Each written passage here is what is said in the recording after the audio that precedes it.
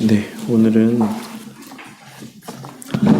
앞서도 말씀드렸던 것처럼 기도회 때 언급됐던 것처럼 성례에 대한 내용을 좀 이렇게 함께 살펴보도록 하겠습니다.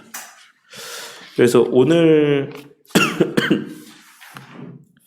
이제 우리가 나누는 내용들을 이제 참된 성례 151페이지에 있는 참된 성례라고 제목이 붙어 있는 내용들을 우리가 함께 살펴볼 텐데, 이 참된 성례라고 표현되어 있는 이 성례와 관련된 파트는 기독교 강요 4권의 3부에 해당되는 내용이에요. 3부. 이제 3부는 이 성례에 대해서 다루고 4부는 이 세상의 정부, 이 시민 정부에 대해서 그리스도인들이 어떤 마음을 품고 그 세상의 위정자들에 대한 어떤 인식들을 품고 살아가야지만 되느냐라고 하는 국가와 교회와의 관계에 대해서 4부에서 다루고 있고, 3부에서는 이제 성례를 다루고 있습니다. 3부가 총 14장에서부터 19장까지의 내용이에요. 14장부터 19장까지. 근데 이제 처음에 14장에서부터 17장까지의 내용은 성경에 기록되어 있는 성례, 그러니까 성경에서 말하고 있는 참된 성례에 대해서 14장에서부터 17장까지 다루고 있고, 이제 18장에서부터 19장, 18, 19 이 두 장에서는 로만 카톨릭에서 이야기하고 있는 또 다른 성례들이 있죠. 뭐 저는 잘 모르겠는데 뭐 견진성사 뭐 이런 것도 있다는 것 같고, 여러 가지 로만 카톨릭에서 행하는 그 외에 다른 또 성례들이 있어요. 그러니까 우리가 이야기하고 있는 성례에 덧붙여서 우리는 세례와 성찬, 성만찬 이거를 이야기하는데 거기다가 5개를 더하고 있나? 그래서 아마 7성례인가 아마 그런 것 같아요. 그래서 그 로만 카톨릭에서 이야기하고 있는 성례들이 얼마나 비성경적인가, 그것이 성경적인 근거가 없는 이제 잘못된 모습이라는 사실을 18장, 19장 이 두 장에 걸쳐서 이제 설명을 하고 있습니다. 그래서 우리는 이 시간에 이제 그 참된 성례, 성경적인 성례가 무엇인가, 그리고 그 성례가 갖는 의미가 무엇인가, 그것이 우리에게 주는 유익이 무엇인가 라고 하는 것들을 이어지는 시간들을 통해서 함께 살펴보는 시간을 갖도록 하겠습니다. 성령 하나님의 전적인 사역으로 중생된 경건한 자들이지만 여전히 남아있는 육체적인 욕심과 또 타락성과 영의 부패한 기능들로 인해서 지상에서의 삶은 힘이 듭니다. 죄 죽이기라는 끔찍한 표현을 사용할 정도로 지상의 삶이 괴로울 때도 있습니다.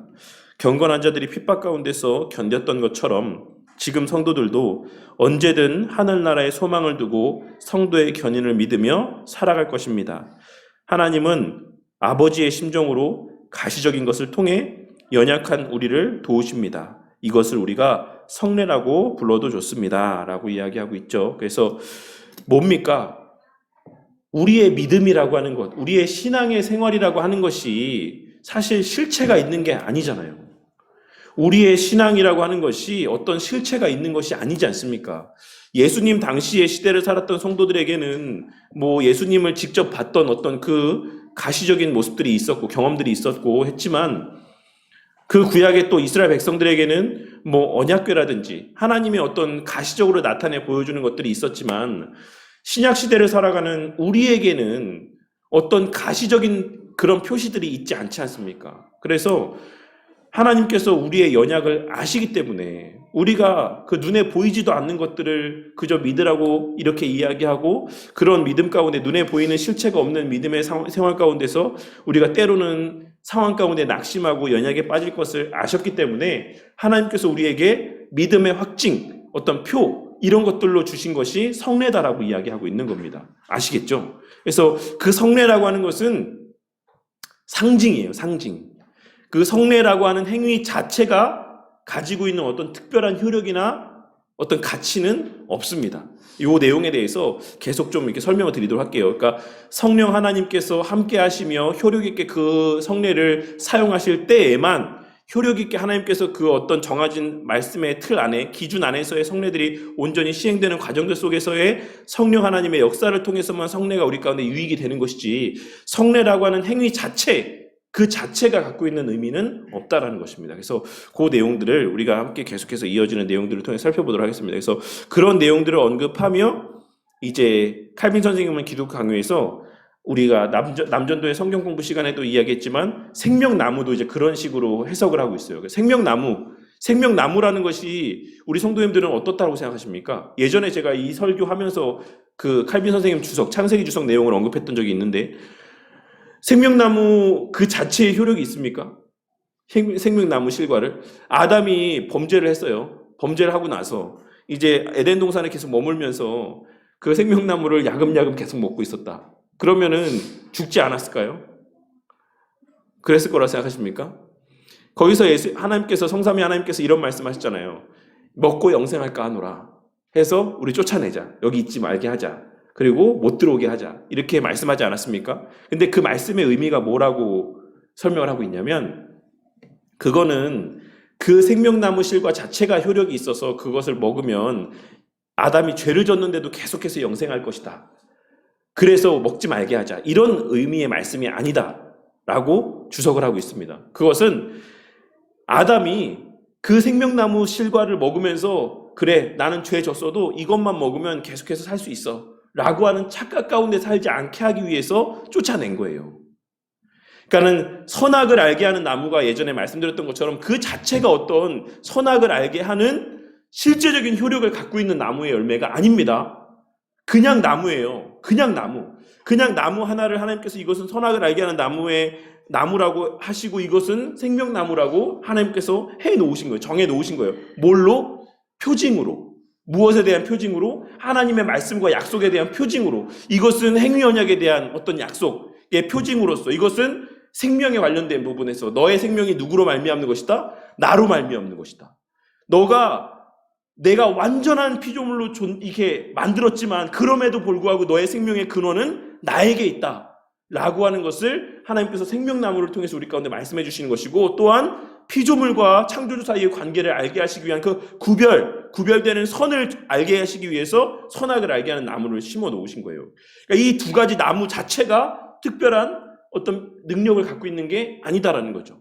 그래서 이 두 개를 칼빈 선생님은 또 이것을 또 뭘로 해석을 하냐면 성례랑 연결지어서 생각하는 거예요. 그러니까 성례가 뭡니까? 그래서 똑같이 생명나무랑 똑같이 했을 때 그냥 아무 생각 없이 아무런 어떤 말씀에 대한 깨달음도 없이 믿음도 없이 그냥 성례에만 참여하면 그 성례에 약속한 은혜가 우리 가운데 허락되어지는 겁니까? 아니다라는 거죠. 그 성례 자체에는 아무 능력이 없다라는 거예요. 생명나무의 그 실과 자체가 어떤 능력을 특별히 지니고 있는 게 아니었던 것처럼 성례도 성례 자체가 어떤 특별한 능력을 지니고 있는 게 아니다라는 겁니다. 아시겠죠? 그러한 맥락에서 지금 계속해서 이 전체 문맥의 내용들을 이제 이끌어 가고 있습니다. 이 중점, 이 중심 사상, 성례에 대한 이 중심적인 가르침을 꼭 명심하시고 이제 이어지는 내용들을 함께 살펴보도록 할게요. 일반 성례는 앞서 말씀드렸던 것처럼 성경에 기록된 성경 말씀에 근거한 성례들을 이야기하고 있는 겁니다. 그럼 뭐겠습니까? 성경 말씀에 근거한 성례라고 하면 세례와 성찬이겠죠. 세례와 성찬에 대해서 이야기하고 있겠죠. 정확하게 성례를 정리하면 연약한 우리의 믿음을 보존하기 위해 하나님께서 우리 양심에 그분을 향한 약속을 새기신 외적인 상징이라고 말할 수 있다라고 설명하고 있어요. 근데 이 내용이 기독교 강요에 있는 성례에 대한 정의를 풀어서 설명하고 있는 것이라고 할 수 있습니다. 그래서 그 내용을 정의를 제가 다시 한번 이렇게 읽어드리도록 할게요. 기독교 강요 4권 14장 1절, 2절 이제 내용입니다. 제가 읽도록 하겠습니다. 성례의 이중정의. 하나님 편에서는 우리의 약한 믿음을 받쳐주시기 위해서 우리를 향한 당신의 선하신 약속을 우리의 양심에 인치시는 외형적인 표지이다. 그리고 우리 편에서는 그 표지에 따라 주님과 주님의 천사들과 사람들 앞에서 주님을 향한 우리의 충성을 확인한다. 더 간략하게 정의하면 성례는 우리를 향한 하나님의 은혜를 외형적으로 확인하는 증거이며 동시에 하나님을 향한 우리의 충성을 확인하는 것이라고 말할 수 있다라고 이야기하고 있어요. 그러니까 요 기독교 강론 4권 14장 1절의 두 번째 내용을 이것을 이제 라운son 교수님은 여기서 정의로 인용을 하고 있다라고 생각을 하시면 되겠습니다. 그러니까 요 내용들 가운데는 이 성례에 어떤 요소가 있습니까? 한번 이걸 읽어보셨을 때 제가 2번을 다시 한번 읽어드릴게요. 잘 한번 들어보세요. 성례는 우리를 향한 하나님의 은혜를 외형적으로 확인하는 증거이며 동시에 하나님을 향한 우리의 충성을 확인하는 것이라고 말할 수 있다. 두 가지 쌍방적인 요소가 있는 거예요. 쌍방적인 요소. 그래서 이것을 언약적인 관점에서도 보기도 합니다. 그래서 우리가 성례에 참석하는 게 뭡니까? 우리의 하나님 앞에서의 결단과 다짐들, 서원들의 서약의 의미들이 그 성례 가운데 담겨져 있다라고 이야기하는 거예요. 우리 성도님들은 그냥 성례에 참석하면 내가 그냥 성례를 통한 유익만 누리는 시간이다라고 생각하잖아요. 그럴 때가 있지 않습니까? 그냥 성찬에 참여해서 그냥 유익이 내게 부어지는 걸로만 생각하는데 그렇지 않습니다. 내가 그 잔을 받고 떡을 받는 그 행위 자체가 우리의 믿음의 고백이고 결단과 다짐의 고백이 되는 거예요. 그러니까 그 쌍방간에 그 자리에서의 언약의 갱신의 모습들, 의미들도 있는 겁니다. 하나님, 제가 진짜 이 잔을 받으면서 다짐합니다. 결단합니다. 정말 하나님, 그 하나님 말씀에 합당한 삶을 살겠습니다라는 고백의 의미들이 거기에 담겨져 있어요. 제가 그 성찬을 나누면서 항상 성찬 전에 말씀드리는 것들이 있잖아요. 이 성찬이 효력 있게 우리 가운데 적용이 되려면 우리 가운데 우리의 죄에 대한 깨달음과 말씀대로 순종하고자 하는 결단과 다짐들이 있어야 되고 우리의 미래에 약속하신 천국에 대한 삶에 대한 소망의 마음들이 우리 마음 가운데 자리하고 있음을 우리가 분명히 인지하고 고백하고 확신함 가운데 이 성찬에 참여해야 된다. 그래야만 이 성찬이 효력 있게 우리 가운데 유익이 된다라고 항상 말씀드리잖아요. 성찬 받기 앞서서. 그러한 내용들 가운데 우리의 그 결단과 다짐의 의미들이 있는 거예요. 하나님, 저 죄인임을 고백합니다. 그 죄인된 우리를 예수 그리스도께서 죄 사하여 주셨다는 사실을 제가 믿고 확신합니다. 그리고 그 은혜에 합당한 삶을 살기로 결단하고 다짐합니다. 그리고 주님께서 다시 오셔서 우리와 함께 이 잔과 떡과 잔을 나누실 날, 이 잔에 함께 하실 날들이 있음을 제가 믿고 확신합니다. 그리고 이 떡과 잔에 참여하는 겁니다. 그런 결단과 다짐의 의미들 또한 이 성례 가운데 함께 담겨져 있어요. 그러니까 성례에 참석한다는 건 세례도 마찬가지 않습니까? 세례할 때 우리가 뭐 합니까? 다 세례 받으셨잖아요. 세례 서약을 하잖아요. 세례 서약을. 성례에는 이런 언약적, 이 서약적인 측면의 의미들이 담겨져 있어요. 그러니까 성찬에 참여할 때 우리가 함부로 막 이렇게 할 수가 없는 거예요. 그러니까 그럴 마음도 없으면서 그래서 참여하는 자들은 뭐라고 했습니까? 그 죄를 먹고 마신다라고 했지 않습니까? 그 자체로 내 마음 가운데는 그것을 지킬 아무런 생각도 없음에도 불구하고 그런 인지와 자각도 없음에도 불구하고 그 잔을 먹고 마시는 것은 거짓 맹세라고 거짓 서약을 하는 거예요. 그런 의미에서 우리는 내 죄를 먹고 마시는 거죠. 그러니까 우리가 성례를 오늘날에는 앞서도 제가 말씀드렸지 않습니까? 오늘날에는 과거 로만 카톨릭이 지나치게 성례가 너희들 괜찮아. 은혜는 주입되는 거야. 사제가 이 성례를 통해서 너희에게 은혜를 부어주는 거야. 너희는 어떤 생편이든지 상관이 없어. 내가 너희들에게 주는 거야. 이런 어떤 의미 뉘앙스였습니다. 로만 카톨릭에서 성례는 그래요. 사제에게 권한이 있습니다. 은혜가 허락되어지는 거예요. 성도님들이 죄를 지었건 믿건 안 믿건 상관없이 그냥 사제가 그 성례를 집행하고 그 자리에 성도들이 앉아있으면 그 은혜가 효력 있게 적용되어진다라고 가르치는 게 로만 카톨릭입니다. 근데 우리는 그렇지 않다라는 거죠. 그것이 목사에게 있지 않아요. 성령 하나님에게 있는 겁니다. 성령 하나님 앞에서의 성도님들께서 그 감동 가운데 다짐하고 결단하고 감사하고 또한 회개하며 그 성찬에 참여할 때에 그 형탄의 효력들이 성도님들에게 허락되어지는 것이죠. 그래서 우리가 과거에는 그렇게 지나치게 높였다라고 한다면 근데 오늘날에는 이런 이야기들을 하는 교회가 얼마나 있습니까? 성찬식 나눌 때, 성찬 받을 때 이런 이야기를 언급하는 교회가 얼마나 돼요? 몇 교회나 됩니까? 저는 부끄러운 얘기지만 저희 모교회도 그러지 않았어요. 맨날 그렇게 자랑스럽게 개혁주의 교회에 가장 어떤 성공적인 모델이 되는 교회다라고 이야기하는 제 모교회도 성찬 받을 때 그런 이야기들에 대한 이런 반구 언급하는 걸 제가 들어본 적이 없습니다. 단 한마디, 세례 받으신 분만 성찬에 참여하십시오. 그게 답니까? 성찬에 참여하는 자격의 전부입니까? 세례 받았다라고 하는 것이 한 부분의 어떤 조건이 될 수는 있겠죠. 근데 성경에서 말씀하는 바는 그보다 훨씬 더 큰 의미들을 담고 있어요. 성찬에 참여한다라고 하는 것은. 그래서 우리가 그 의미들을 늘 기억해야지만 됩니다. 성찬에는 세례와 마찬가지로 우리의 서약의 의미들, 우리의 다짐의 어떤 결단과 이런 의미들도 담겨져 있다. 책임감을 갖고 무게감을 갖고 성찬에 참여하고 또한 그 성찬을 받았을 때에 그 결단하고 다짐했던 바에 합당한 삶을 또한 살기 위한 애씀들이 우리 가운데 있어야지만 돼요. 그러할 때 그러한 삶 가운데 하나님의 그 약속하신 바가 그 은혜들이 임하는 겁니다. 그 약속하신 바, 은혜들이. 영이신 하나님께서 우리의 외모를 보시고 판단하지 않는다라고 아무리 강조해도 우리는 가시적인 것들에 관심을 가질 수밖에 없습니다. 보이는 것 때문에 기뻐하고 좋아하고 슬퍼하고 실망하곤 합니다. 이것을 잘 아시는 하나님께서는 율법과 가시적인 것인 상징을 우리에게 제안하셨습니다. 그것은 이제 구약 시대에도 그래 있고 신약 시대에도 마찬가지인 거죠. 그래서 구약 시대의 성례를 예표하는 것들이 많이 있습니다. 그 뒷부분에 이제 칼빈 선생님이 18장절 항이라고 그래야 되나요? 어쨌든 18항 정도, 사권 14장, 18절 정도에서 그 내용들을 언급하고 있긴 해요. 그래서 우리는 가시적인 것들을 통해 하나님의 뜻과 사랑을 파악해야지만 됩니다. 예를 들면 선과 악을 알게 하는 나무의 실과를 먹지 말라라고 하는 금령에만 집착해서 불평해서는 안 됩니다. 하나님께서 원하시는 것은 순종이었습니다. 불순종이 불신앙으로 옮겨지기 때문에 그분은 순종을 원하신 것입니다.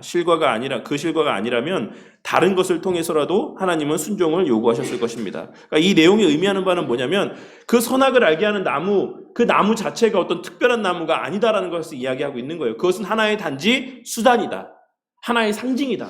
라고 하는 것을 이야기하고 있는 겁니다. 근데 구약에 있는 대부분이 다 상징이죠. 근데 오늘날의 사람들이 갖고 있는 인식은 이제 그 자체가 갖고 있는 어떤 특별한 의미와 능력이 있고 가치가 있다라고 생각하는 게 오늘날 사람들이 갖고 있는 생각이에요. 그래서 언약궤도 찾고 싶어 하고 노아의 방주도 한번 좀 찾아보고 싶어 하고 또 그 외에 여러 가지 인디아나 존스라고 하는 영화의 어떤 소재로도 등장했던 성배, 예수님이 그 잔을 돌리고 나눠 마시라고 했을 때 그 잔도 마치 그게 어떤 특별한 잔인 것처럼 그렇게 여기면서 그것을 찾고자 하고 이런 어떤 모습들을 나타내 볼 때가 있죠. 대표적으로 로만 카톨릭에서는 그런 수많은 어떤 상징들을 다 모아놓고 그게 마치 어떤 특별한 능력이 있는 것처럼. 그러니까 그들은 어떻게 보면 또 일관된다라고 할 수도 있어요. 그들이 어떤 성례도 특별하게 여기는 것처럼 그런 성례를 상징했던 여러 가지 상징물들도 어떤 특별하게 여긴다라고 하는 게 하나의 또 일관된 점이라고도 할 수가 있다라고 생각합니다. 하지만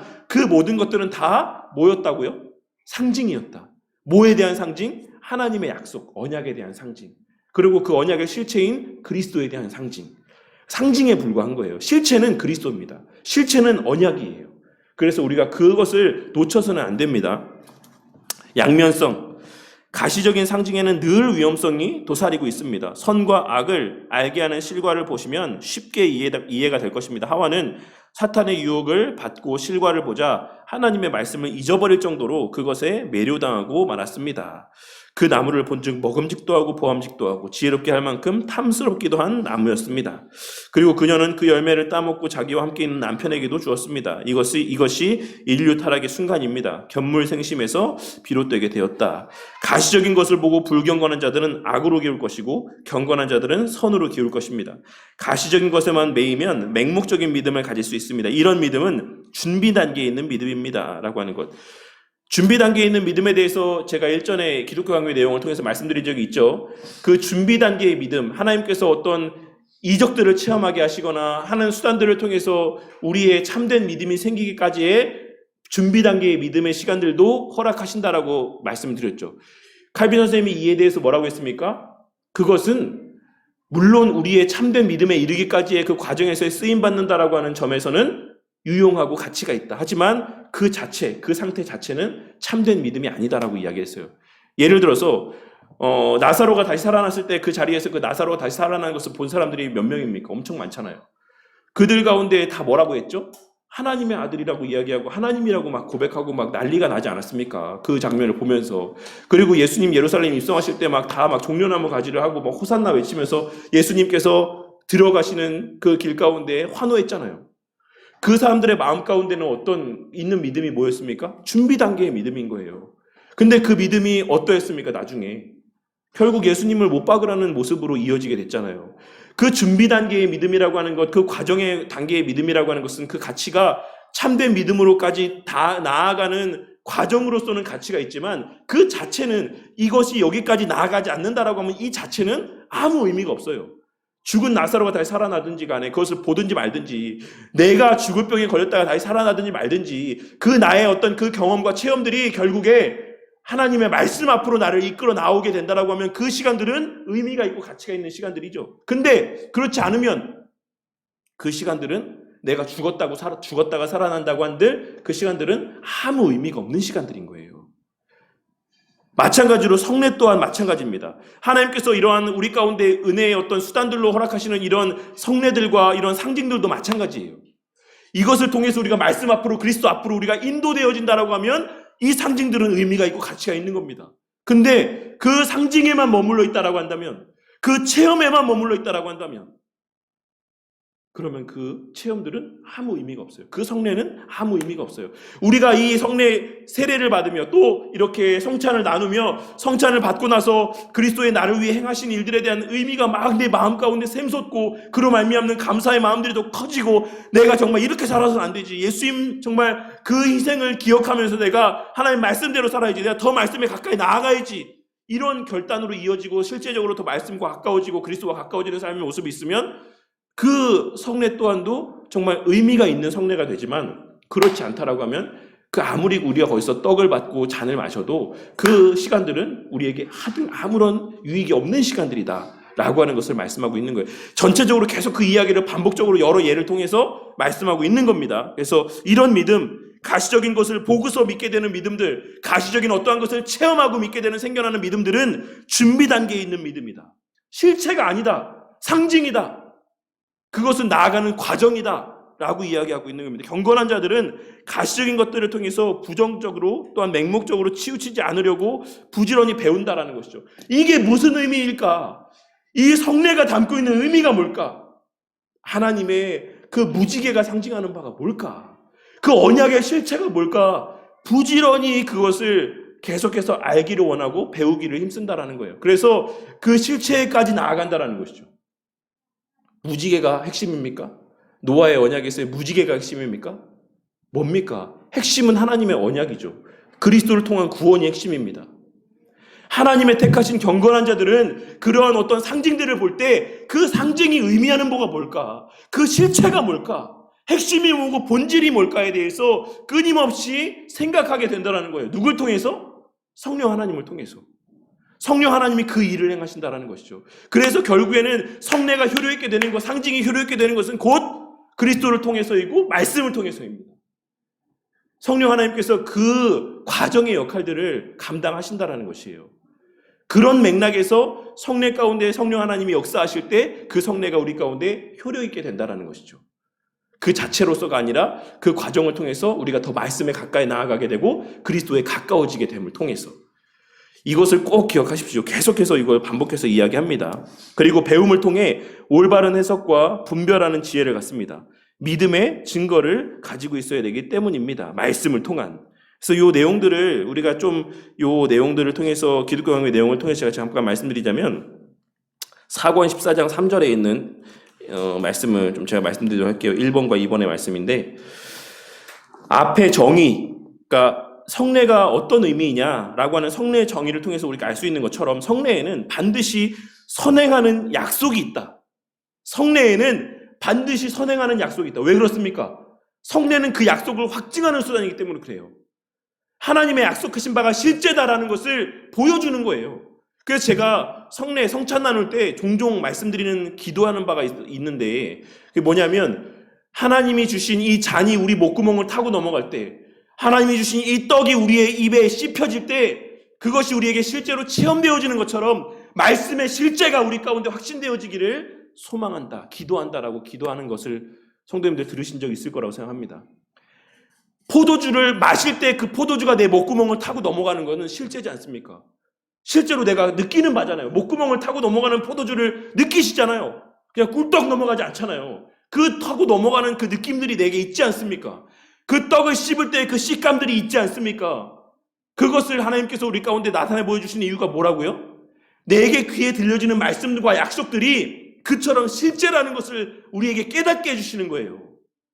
눈에 보이진 않지만 이 말씀에 기록되어 있는 하나님의 약속들이 우리 눈에 보여지진 않지만 네가 잔을 마실 때 그 잔이 목구멍을 타고 넘어갈 때 느껴지는 그 감정이 실제인 것처럼 너의 씹혀지는 그 떡이 실제인 것처럼 내 약속은 실제야. 진짜야. 너희들이 먹을 때마다 생각해. 마실 때마다 생각해. 그 약속이 진짜인 것을 생각해. 라고 하나님께서 우리 가운데 가시적으로 체험적으로 깨닫게 해주시는 거죠. 그래서 갈비 선생님이 사권 14장 3절에서 뭐라고 이야기합니까? 성례에는 반드시 선행하는 약속이 있다. 이게 없으면 성례는 아무 의미가 없어요. 그 약속을 확증해주고 우리 가운데 되새겨주는 것이기 때문에 약속이 없으면 성례는 아무 의미가 없는 겁니다. 성례는 이 약속에 붙인 부록과 같으므로 성례의 목적은 약속을 확인하고 인쳐서 우리를 더욱 분명하게 깨우치시기 위함이다. 그 약속, 아담 때부터 주셨던 약속들, 아브라함에게 주셨던 약속들, 모세에게 주신 약속들, 노아에게 하셨던 약속들, 우리의 믿음의 선배들에게 계속해서 확증해 주셨던 그 약속이 성취되었다. 누구를 통해서? 그리스도를 통해서. 네가 지금 먹고 있는 그 떡, 그것이 상징하는 그리스도를 통해서. 네가 지금 마시고 있는 그 잔이 의미하는 예수 그리스도의 흘린 보혈을 통해서 그 약속이 성취됐다. 네가 지금 먹고 있지 않냐? 네가 지금 마시고 있지 않냐? 그 언약의 성취의 증거를 네가 마시고 있지 않냐? 그것을 우리 가운데 확인시켜 주시는 거예요. 그런 의미가 있습니다. 따라서 성례는 하나님의 거룩한 말씀을 확인하기 위해서 필요하다라기보다는 그 말씀에 대한 우리의 믿음을 확립하기 위해서 필요하다.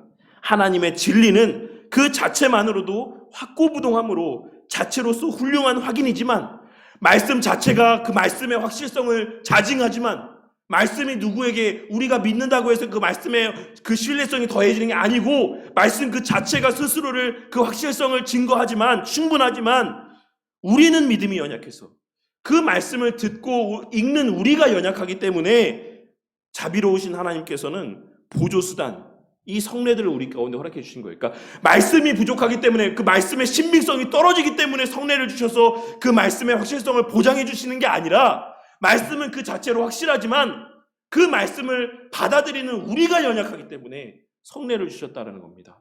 그러니까 성례는 철저하게 우리를 위한 은혜의 수단이에요. 우리를 위한, 우리의 믿음을 위한, 말씀과는 관계가 없습니다. 말씀은 그 자체로서 확실한 가치를 지니고 있다.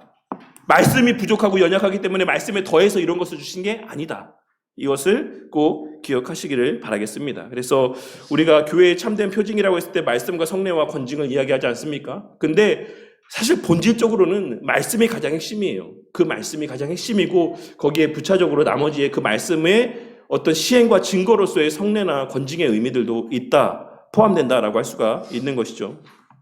그리고 또한 표징을 설명해야 되는 말씀, 우리의 반대자들은 성례가 일반적으로 말씀과 외형적인 표징으로 구성되어 있다라고 말한다. 그러나 여기서의 말씀을 의미나 믿음이 없이 속삭이는 것, 소리에 불과한 것, 마술사의 주문과 같이 성례에 사용하는 물질을 성별하는 힘이 있는 것 등으로 이해해서는 안 되고 우리의 눈에 보이는 표징의 뜻을 우리로 하여금 깨닫게 해주는 것을 말한다. 그러니까 말씀과 성례, 말씀과 가시적인 것으로 성례가 구성된다라고 이야기할 때에 이 말씀이라고 하는 것은 그냥 어떤 하나의 보조적인 수단으로서의 말씀이 아니다라는 거예요. 그러니까 뒤에 이어지는 말이 뭐냐면 로만 카톨릭에서의 이 성찬을 시행할 때에 교황의 독재 아래 행해진 성례는 신비들에 대한 무서운 모독 행위였다. 그들은 신부가 축성경을 중얼거리는 동안에 신자들이 아무런 뜻도 모른 채 멍하니 보고 있기만 했다.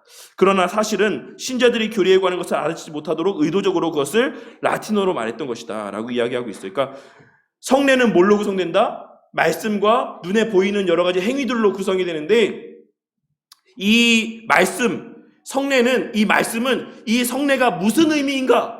이것을 설명해주는 수단으로서의 말씀이어야지만 된다. 그러할 때만 비로소 이 성례가 효력 있게 된다라고 이야기하는 거예요. 근데 로만 카톨릭에서의 성례는 어떠냐면 알아듣지 못한, 저도 로만 카톨릭의 성례를 받아본 적이 없었고 성찬에 참여해 본 적이 없어서 모르겠는데 그렇게 알아듣지 못하는 주문과도 같은 말들을 내뱉는데요. 성찬을 시행하면서.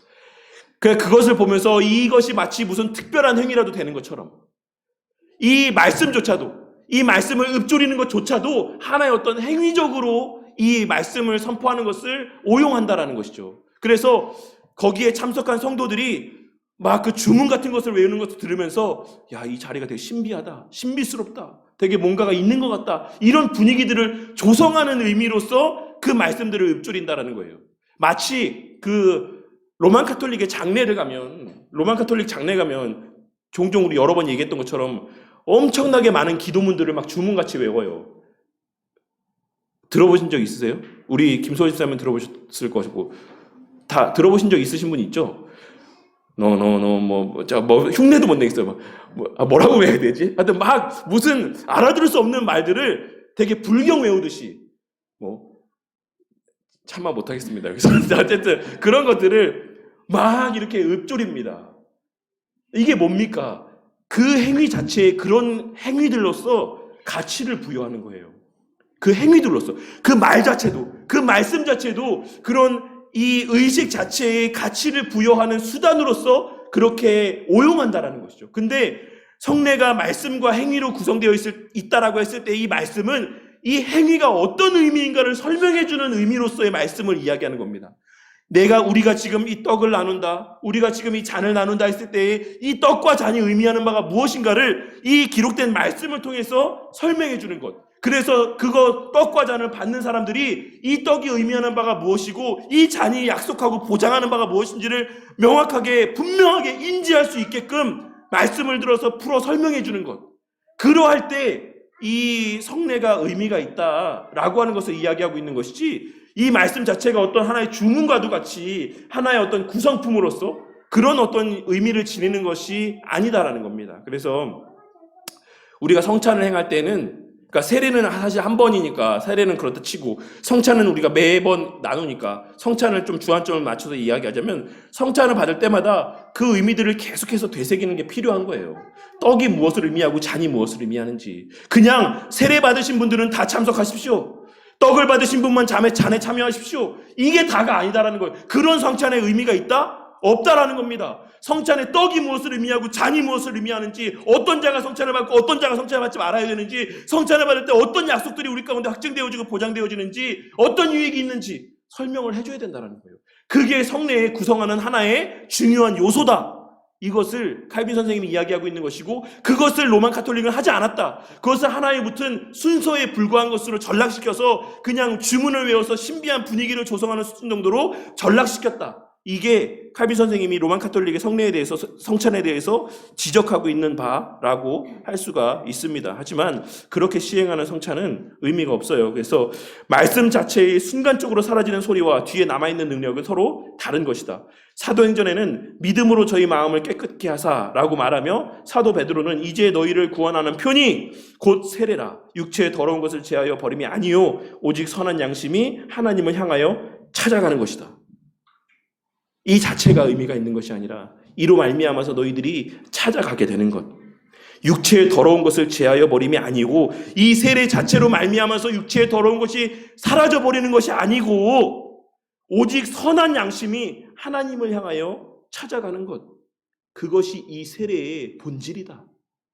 세례 이후에 우리의 삶에 변화되어지는 모습이 본질이다.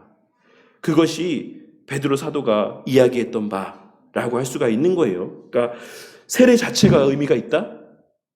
성찬 자체가 의미가 있다. 그 이후가 비로소 참된 의미가 있다. 성찬을 받고 난 다음에 우리의 삶이 어떠한가가 그 성찬이 참된 성찬이었는가 아니었는가, 우리가 정말로 하나님의 유익을 확증받은 것인가, 내 죄를 먹고 마신 것인가, 이것은 그 성찬을 받은 이후에, 세례받은 이후에 우리의 삶을 통해서 확증되어지는 것이다라는 것을 말씀하고 있는 거예요. 아시겠죠? 그 자리에서 그 자체로 세례받을 때 우리의 죄가 다 씻어지고 그렇게 되는 게 아니다라는 겁니다. 그러한 발판이 놓여지는 거예요. 그래서 갈 수 있는 길이 열려지는 거죠. 그러므로 성례에는 믿음을 일으키기 위해서 복음 선포가 필요하다는 사실을 알 수가 있다. 목사가 분명한 음성으로 선포하는 그 약속이 신자들의 손을 잡고 표징이 가리키며 지시하는 곳으로 인도한다라는 것을 알아야지만 된다. 그 약속이, 이 성찬 때 우리가 들었던 약속, 예수님께서 우리와 포도나무에서 난 것을 다시 마실 날이 있다. 예수님이 반드시 그렇게 우리와 함께 이것을 마실 때가 있다. 그 약속이 우리 성도님들의 손을 붙잡고 우리 성도님들 그 손을 붙잡고 그 약속하신 날까지 우리 성도님들을 인도해 가는 겁니다. 그렇게 그 성례가, 그 세례가, 그 성찬이 우리 성도님들에게 유익을 주는 거예요. 이것을 꼭 우리가 기억을 해야지만 됩니다. 그리고 이제 인장과도 같은 성격을 지니고 있다. 성례는. 인장이 뭡니까? 인장. 그 옛날에, 요즘에도 다시금 그런 게 유행하더라고요. 어떤 문서가 있으면 거기에 이렇게 그 촛농 막 떨어뜨려서 거기에 도장 딱 박잖아요. 엄청 멋있지 않습니까? 어디 뭐 장미 문양도 있고 뭐 이렇게 도장 찍는데 그걸 인장이라고 해요. 근데 칼빈 선생님이 기독교에서 이야기하고 있는 바가 뭐냐면 성례는 그 인장이다. 근데 그 인장을 찍었는데 그 편지 안에 아무 내용이 없으면 그 인장이 무슨 의미가 있느냐? 그 인장은 그 안에 있는 내용을 확증하기 위한 수단으로서의, 이 안에 있는 내용이 내가 한 거다. 이 인장을 찍는 그 사람의 말이다라는 걸 확증해 주는 거예요. 그래서 왕의 인장이 찍혔으면 그 안에 있는 말은 누구의 말입니까? 왕의 말이라는 것을 확증해 주는 표징이 되는 거예요. 그러니까 이 성례에 있어서, 성찬에 있어서 이 안에 있는 약속이 없이 여기에 인증만 찍힌다라고 하면 이 인장이 무슨 의미가 있냐? 이 안에 있는 말씀에 내용이 없는데 거기에 인장만 찍힌다라고 해서 그 성찬이 무슨 의미가 있냐? 항상 그래서 이 말씀이, 이 성찬이 시행되는 것은 말씀과 함께 가야 된다라는 것을 말씀하고 있는 거죠. 약속과 함께 가야 된다. 이 약속이 실제다라는 것을 성찬을 통해서 확증해 주시는 거예요. 하나님께 택하신 자를 구원하시고 반드시 그 구원이 취소되지 아니하고 그가 구원의 문에 이를 때까지 하나님께서 함께 하시고 도우실 것이다라고 하는 그 세례에 대한 확증의 의미가 세례 가운데 담겨져 있는 거죠. 그 약속에 대한 확증의 의미가. 그래서 그 내용들을 우리가 꼭 기억을 해야지만 되겠습니다. 그래서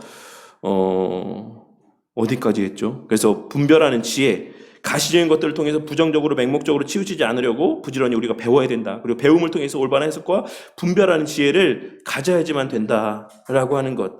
믿음의 증거를 가지고 있어야 되기 때문이다. 가시적인 것에 집착하여서 교만하거나 만족한다라고 하면 불경건한 자의 확률이 높다. 그냥 예배 자리만 앉아있다라고 해서 성찬에만 참여한다라고 해서 세례받았다라고 해서 나는 구원받았다라고 생각하는 자들은 실상은 불경건한 자의 확률이 높다.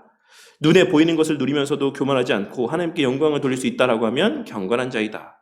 물론 연약하여서 넘어지기도 하고 항상 경건하지 못할 수도 있지만 언제든 돌아와서 회개하고 그분 앞에서 자신의 뜻을 포기할 것입니다. 이런 면에서 우리 중에 약한 자와 병든 자가 많고 잠다한 자가 많다라고 하는 말씀을 이해할 수 있다라고 이야기하고 있습니다. 연약한 자와 유기된 자는 다르다. 유기된 자들은 한번 빛을 받고 하늘의 은사를 맛보고 성령에 참여한 바 되고 하나님의 선한 말씀과 내세의 능력을 맛보고도 다시 새롭게 하여 회개할 수가 없다. 이런 자들은 가시적인 것들로 만족하고 즐긴다. 라고 하는 것. 그러니까 사실 이 연약한 자와 유기된 자는 뭘로 알 수 있습니까? 결국에는 나중에 알 수 있어요. 우리가 이 세상에서 살아가면서 어떻게 확신할 수 있는 부분들은 없습니다. 이 부분들은 결과적으로 봤을 때 이제 그런 모습들을 통해서 확인할 수 있고 짐작할 수 있는 분인 것이죠.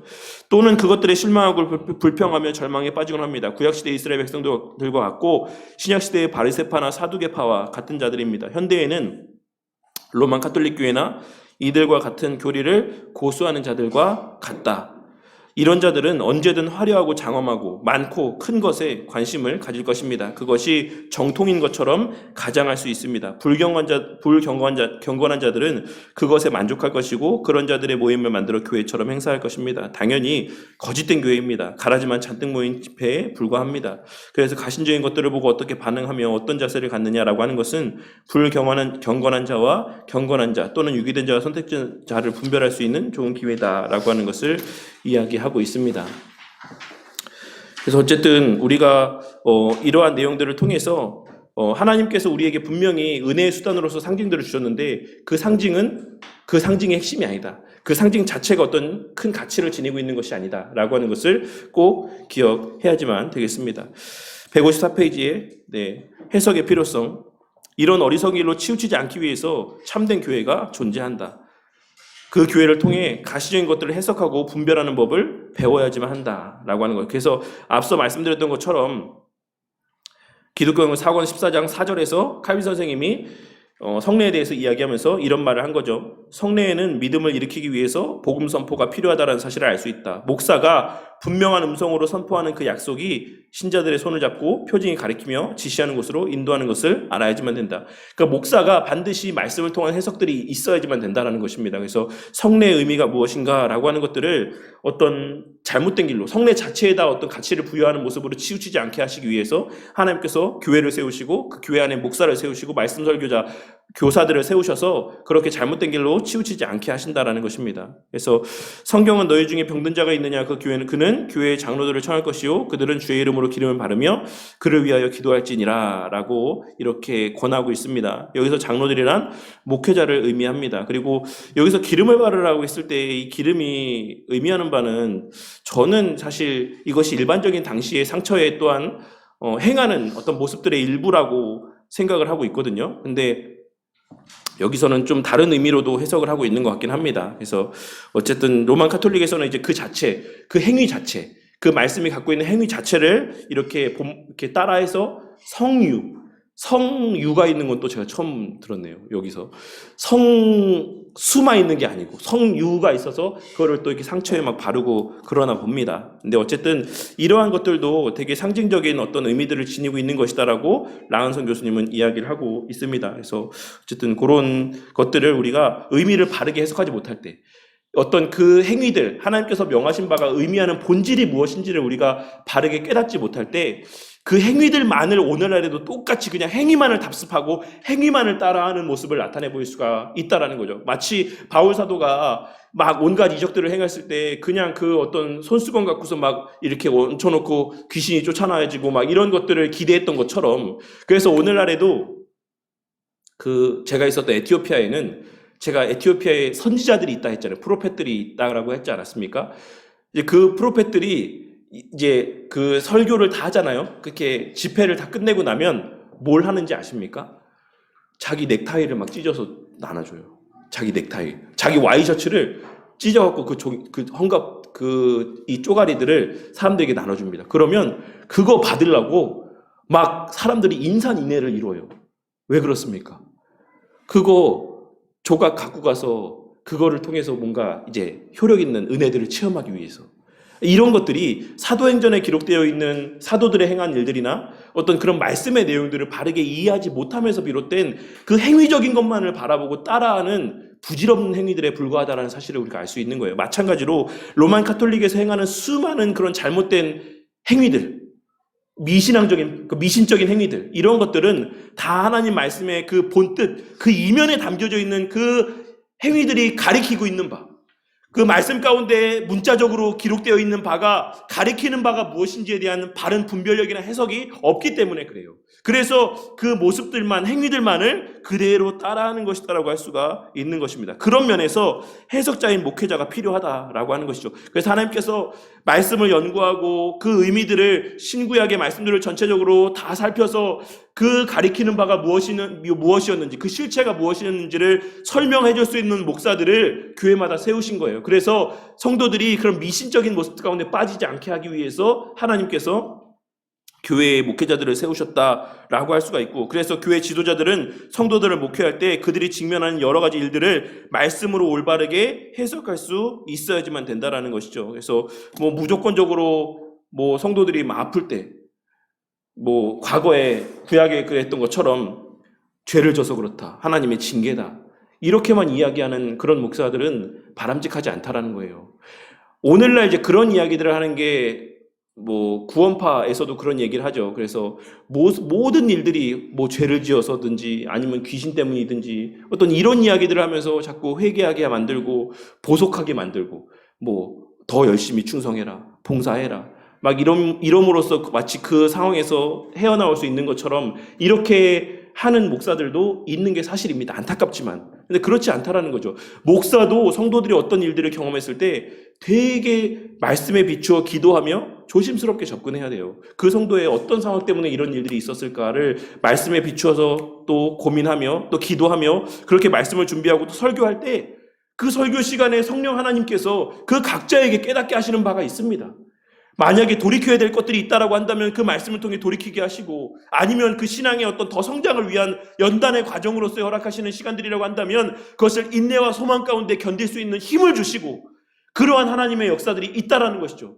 그래서 목사가 교리를 중심으로 말씀을 바르게 해석해서 설교하는 것, 그리고 그 말씀을 근거로 해서 성도들을 신방하며 잘 조언들을 또 전하는 것, 이것이 중요하다라는 것이죠. 성례도 마찬가지입니다. 성례도 마찬가지이고, 그래야 성도들이 삶에서 직면하는 가시적인 현상들을 성경적으로 분별하며 진리를 따라 살아갈 수가 있다. 그러니까 성경에서 계시된 여러 가지 사람들의 삶의 모습이라고 하는 것은 그 자체 하나하나가 의미가 있다라기보다는 그 여러 가지 삶의 케이스들을 통해서 내 삶에 적용하게 하시기 위한 교훈들을 주시는 거예요. 다윗, 아브라함, 그 외의 모든 성경의 인물들의 삶은 그 자체로서 의미가 있는 것이 아니라 그 자체로서의 삶이 담고 있는 의미들을 우리의 삶 가운데 적용하게 하시기 위한 어떤 표본으로서 어떤 그런 의미들 또한도 담겨져 있다고 할 수 있습니다. 물론 예수님을 예표하고 예수님의 구속사역을 예표하는 의미로서의 그런 인물들의 모습들도 있지만 우리의 삶 가운데 적용하게 하기 위한 교훈의 용도로서의 삶의 모습들도 있다라고 하는 것이죠. 그래서 그런 것들을 비추어 보며 내 삶이 이런 상황이구나. 정말 성경 말씀에서 이 사람이 이럴 때 이러한 일인 것처럼 그래 나도 그런 상황인가 보구나 라고 하는 것들을 깨닫고 그렇게 회개가 필요할 때 회개하게 되고, 혹은 그 순간 결단하고 다짐하고 나아가야 되는 순간 속에서 고민하지 아니하고 결단하고 다짐하며 또한 하나님의 선하신 뜻대로 나아갈 수가 있다라는 것입니다. 그런 것들을 알려줄 필요가 있다라고 하는 것이죠. 참된 교회는 참된 지도자가 있기 마련입니다. 반면에 거짓된 교회는 거짓된 지도자가 있을 뿐이다. 방금 우리는 성례에 대해서 매우 중요한 내용들을 살폈다. 가시적인 것들은 통해 하나님은 연약한 우리들을 훈련시키기도 하고, 또한 우리의 믿음을 더욱더 증진시켜 주시기도 하고, 더욱 우리의 믿음을 공고히 해주시기도 합니다. 심정에 그분의 약속을 기억나게 하셔서 우리의 아버지 되심을 더욱 바라도록 할 것입니다. 믿음을 강화시키는데 도움이 된다는 것입니다. 이런 면에서 성례는 가시적인 말씀이라고 불린다. 하나님의 약속들이 그 안에 있기 때문이다. 또 믿음의 기둥이라고도 불린다. 믿음을 든든히 바치는 것이기 때문이다. 그리고 거울이라고도 불린다. 하나님의 풍성한 약속을 비춰볼 수 있기 때문이다 라고 이야기하고 있습니다. 그래서 요 이후에 이제 강화되는 믿음의 부분은 이제 7절에서부터 13절까지 있는 내용들을 설명하고 있는 것입니다. 그래서 6절에 있는 내용만 제가 한번 읽어드리고 마치도록 할게요. 기독교 사권 14장 6절에 언약의 표징인 성례, 주님께서는 그의 약속을 언약이라고 부르시며 성례를 언약의 표라고 부르시니 이를 통하여 그의 선하신 뜻과 사랑을 우리에게 명백하게 확인시켜 주신다. 그러므로 성례는 우리로 하여금 하나님 말씀의 진실성을 더욱 확실히 믿게 만드는 행사이다. 어거스틴은 하나님의 약속들을 그림에 그리듯 분명한 형상으로 그려서 우리의 눈앞에 보여주기 때문에 성례를 보이는 말씀이라고 했다. 건물은 기초 위에 서 있지만 기둥으로 괴어야만 확고하게 서 있을 수 있다.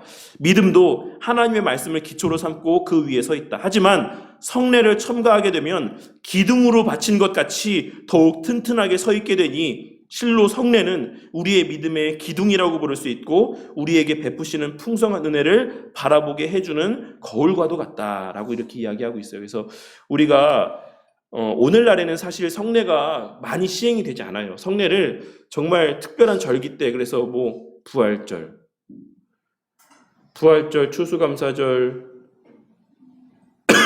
뭐 성탄절, 뭐 요 정도 해서 뭐 몇 이렇게 날에만 이렇게 1년에 행하는 것을 볼 수가 있는데, 사실 성찬은 많이 행하면 많이 행할수록 좋다라고 생각합니다. 우리가 바른 말씀, 성경에 기록되어 있는 바대로의 성찬을 시행하고 성례들을 시행한다라고 하면 성찬은 사실 많이 하면 많이 할수록 좋아요. 그래서 우리 교회는 지금 2달에 한 번씩 성찬을 하고 있는데 뭐 내년이나 좀 이렇게 되면 좀 더 자주 그냥 매달 한 번 정도씩 이렇게 성찬을 좀 하고자 합니다. 그래서 우리가 정말 눈에 보여지는 표가 없지만 우리가 기록된 말씀에서처럼 성찬은 누가 정한 겁니까? 예수 그리스도께서 잡히시던 날 밤에 예수님께서 정하신 거예요. 그리고 그 성찬 가운데는 예수님의 약속하신 바가 분명히 담겨져 있습니다. 의미들이.